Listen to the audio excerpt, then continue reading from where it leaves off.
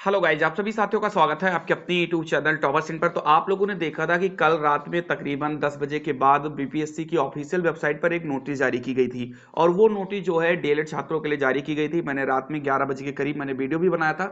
बहुत सारे छात्रों ने उस वीडियो को देख लिया, बहुत सारे छात्र सो गए थे, तो कोई बात नहीं, मैं आपको बता देता हूँ कि उस नोटिस का मतलब क्या है और आपको उसमें करना क्या है।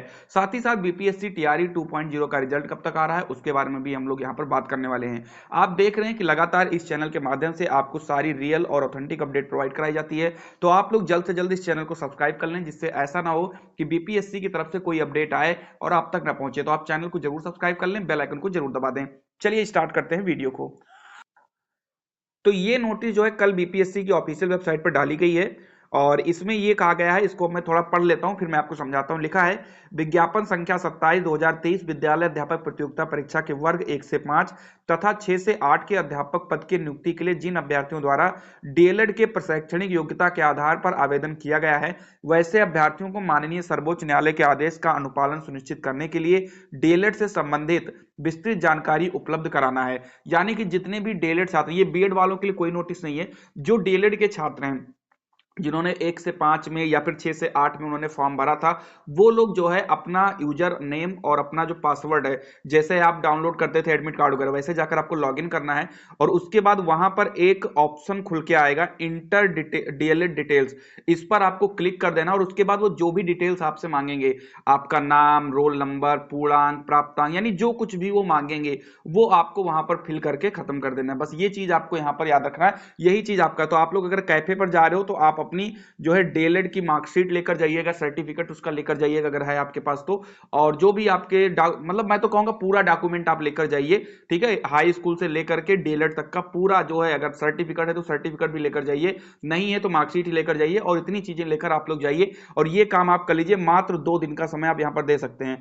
आज से शुरू होगा, यानी 16 तारीख से लेकर के 18 तारीख तक शुरू होगा। और ये सिर्फ और सिर्फ डीएलएड के लिए, बीएड वालों के लिए ये भी नहीं है। अगर आप बीएड से फॉर्म डाले थे 6 to 8 में तो आपको भरने की कोई जरूरत नहीं है, ठीक है। ये चीज है। बाकी अगर आपको इससे संबंधित कुछ पूछना है तो आप मुझे इंस्टाग्राम पर फॉलो कर लीजिए और इंस्टाग्राम पर आप आके मुझसे पूछ सकते हैं। इंस्टाग्राम की लिंक मैंने डिस्क्रिप्शन बॉक्स में दे रखी है, ठीक है। चलिए आगे बढ़ते हैं।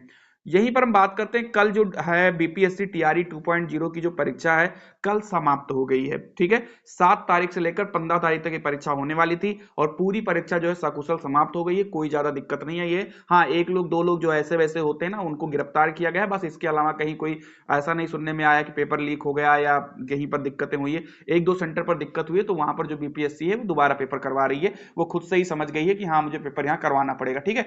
तो यहाँ पर देख सकते हैं अंतिम दिन 90% उपस्थिति रही है, 2 लोग गिरफ्तार भी हुए हैं। और इसी बारे में बताया गया है कि बिहार लोक सेवा आयोग की ओर से आयोजित शिक्षक बहाली के दूसरे चरण की परीक्षा शुक्रवार को संपन्न हो गई।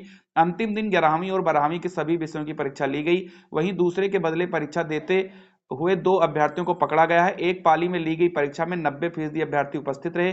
कुल 1,09,154 अभ्यर्थियों ने परीक्षा फॉर्म भरा था। अंतिम दिन राज्य भर से दूसरे के बदले परीक्षा देते 2 अभ्यर्थी को पकड़े गए हैं। तो ये यहाँ पर बता दिया गया है कि 90% उपस्थिति जो है अंतिम दिन रही।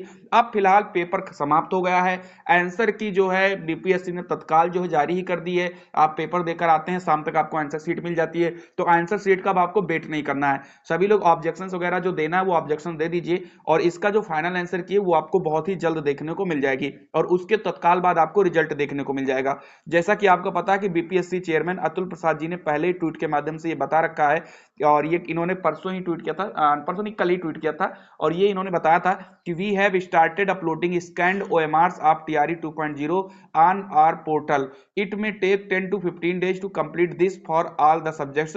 This time scanned OMRs will also contain scan readings. यानी इन्होंने कहा है कि जो OMR है उसको हम लोग जो है यहाँ पर स्कैनिंग का जो काम है वो शुरू कर दे रहे हैं। और इन्होंने ये भी कहा कि जो स्कैन्ड OMR है उसको हम अपने पोर्टल पर भी अपलोड कर रहे हैं। 10 से 15 दिन का समय लगेगा और जैसे ही ये काम हो जाएगा उसके बाद आपको बीपीएससी टीआरई 2.0 का रिजल्ट देखने को मिल जाएगा। बीपीएससी कितना फास्ट काम करती है इसमें हमें नहीं लग रहा है कि आप लोगों को बताने की जरूरत है।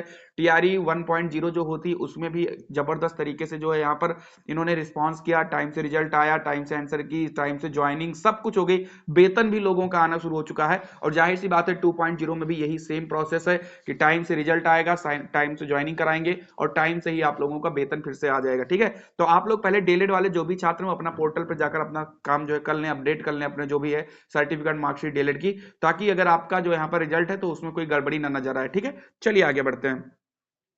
वहीं पर बात करते हैं, आज ही के न्यूज़पेपर में अपडेट आई है कि इस साल 25,338 युवाओं को केंद्र सरकार में नौकरी मिली है, यानी कि केंद्र में नौकरी उनको मिल गई है।